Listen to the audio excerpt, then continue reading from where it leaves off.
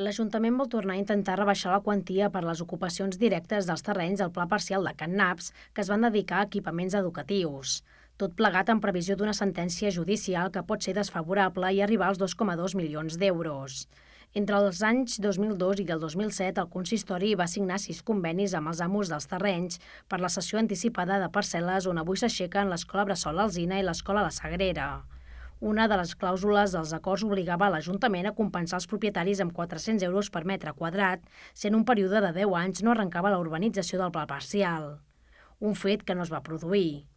El 2015 el consistori va acordar en ple revisar d'ofici aquests convenis perquè no s'ajustaven a llei, però el procediment va caducar.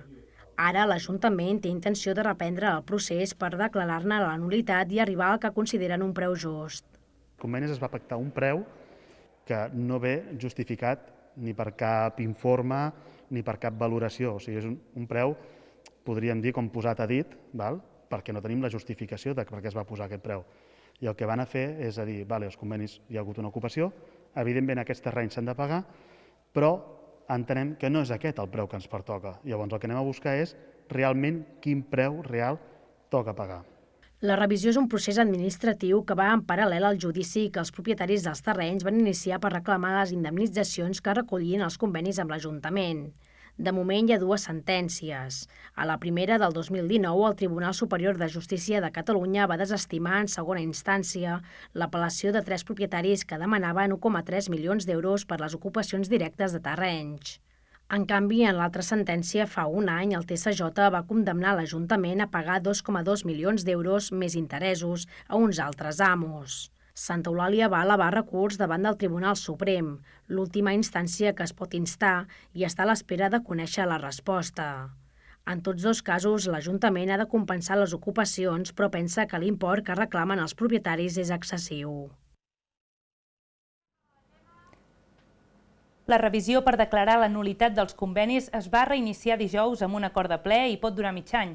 De fet, es torna a començar el procediment que ja va arrencar el 2015, però que va caducar 3 mesos més tard. A la sessió, l'Ajuntament va fer una aprovació inicial d'aquesta revisió i ara s'ha de tornar a notificar als afectats, els propietaris de Can Naps, obrir un període de delegacions, resoldre-les i traslladar l'expedient a la Comissió Jurídica Assessora de la Generalitat perquè determini si la revisió de convenis s'ajusta a dret o no. De tota manera, l'Ajuntament ha anunciat que vol posar-se en contacte amb els propietaris per, si és possible, arribar a un punt d'entesa.